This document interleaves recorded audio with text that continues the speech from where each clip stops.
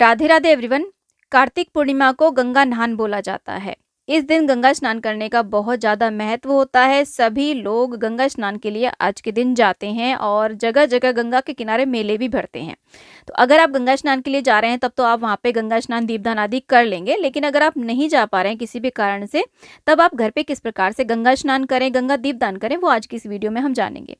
तो देखिए, कार्तिक पूर्णिमा के दिन सुबह ब्रह्म मुहूर्त में उठने के बाद में आपको सुबह सवेरे स्नान के जल में पहले गंगा जल मिक्स करें। उसके बाद में हर हर गंगे बोलते हुए आप गंगा का भाव करते हुए स्नान कर लें। उसके बाद में जहाँ कहीं भी आपको ये पूजा करनी है वहाँ पर आप आ जाएं, वहाँ पे अच्छे से साफ सफाई कर लें।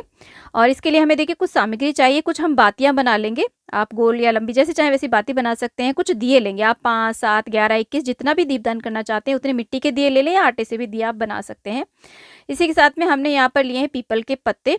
आप 5-7 पत्ते ले लीजिएगा पीपल के, और आप चाहे तो पान के पत्ते भी ले सकते हैं या केले के पत्ते के भी छोटे छोटे पीसेस करके भी उसे ले सकते हैं। कुछ फूल ले लेंगे पूजा के लिए, और तिलक करने के लिए यहाँ पर चंदन, चावल, रोली ले लेंगे, और माचिस ले लेंगे दिए जलाने के लिए। और गंगाजली हमें पूजा में जरूर रखनी है। जिस भी चीज़ में आप चाहे तो कैन में रखते हो गंगाजल या फिर गंगाजली हो, उसे पूजा में आप जरूर रखें। इसी के साथ में भोग लगाने के लिए हम थोड़ी सी देखिए चीनी ले लेंगे, मिश्री भी ले सकते हैं, और कुछ जौ बोए जाते हैं गंगा जी के अंदर, थोड़े से हम जौ ले लेंगे। और इसी के साथ में देखिए जहाँ भी हमें पूजा करनी है वहाँ पर साफ सफाई करने के बाद में हम ऐसे यहाँ पर देखिए चौक पूरते हैं। चौक नहीं पूर पा रहे हैं तो कोई बात नहीं, सीधा सिंपल आप यहाँ पर स्वास्तिक बना लीजिएगा। हल्दी से और गेहूं के आटे से हमें चौक पूरना होता है। आप चाहें तो यहाँ पर गेरू लाल मिट्टी से लीप भी सकते हैं, और चाहें तो हल्दी से भी लीप सकते हैं। तो ऐसे हम स्वास्तिक बना लेंगे। सुबह सवेरे हमें ये दीपदान करना है, यानी कि सूर्य उदय होने से पहले दीपदान किया जाता है।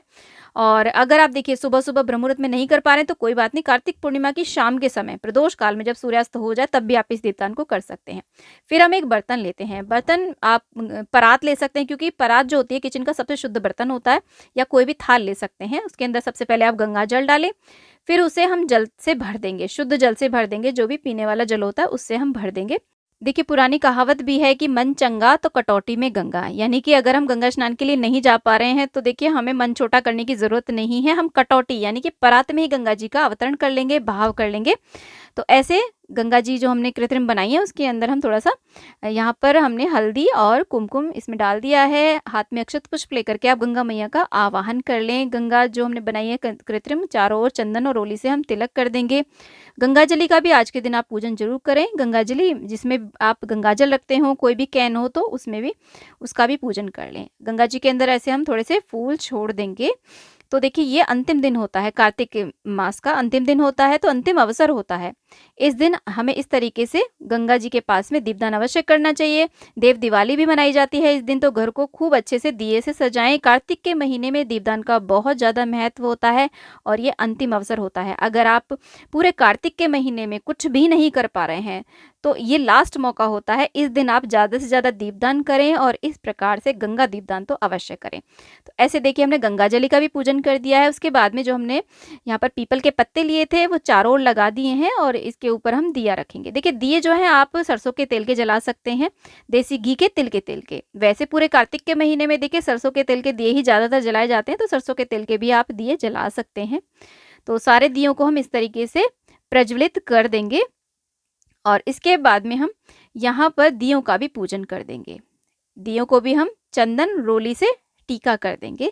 तो ऐसे आप घर पर बहुत ही सरल विधि से गंगा जी का पूजन कर सकते हैं। अक्षत समर्पित कर देंगे, और इसके बाद में हम देखिए गंगा जी के अंदर भी कुछ दिए तैराएंगे। तो बाकी के दिए तो हमने तट पे जला दिए हैं, और ऐसे हमने पीपल के पत्ते के ऊपर 2 बातियां रखी हैं।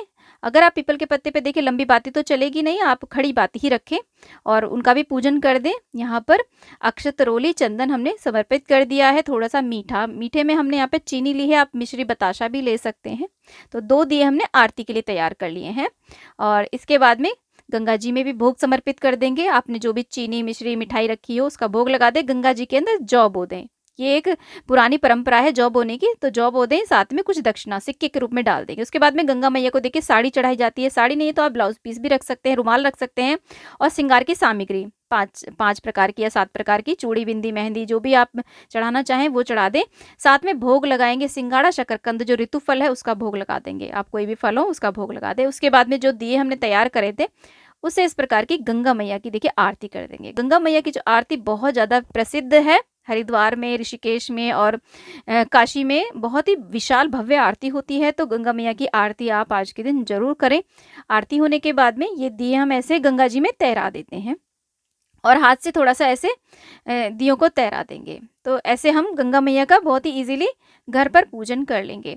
और देखिए, अगर आपने पूरे कार्तिक के महीने स्नान आदि किया है, तब आप कार्तिक का उद्यापन भी आज के दिन कर दें दिन के समय में। और इसके बाद में देखिए, गंगा मैया से हम प्रार्थना कर लेंगे। पूजा में रही कमियों के लिए हम यहाँ पर क्षमा याचना कर लेंगे।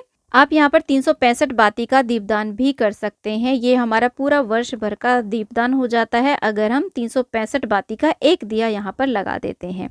पूजा के बाद में जो भी आपने भोग प्रसाद यहाँ पे चढ़ाया है वो सभी में आप परिवारजनों में बांट देंगे। उसके बाद में दक्षिणा और जो भी दान की वस्तुएं हमने निकाली हैं वो आप मंदिर में या किसी भी ज़रूरतमंद को दान दे देंगे। और जो ये जल है, गंगा जल जो हमने गंगा जी बनाई है, इस जल को आप जब दिए वगैरह शांत हो जाएं तो आप अपने किसी गमले में, क्यारी में, खेत आदि में इस जल को सींच सकते हैं।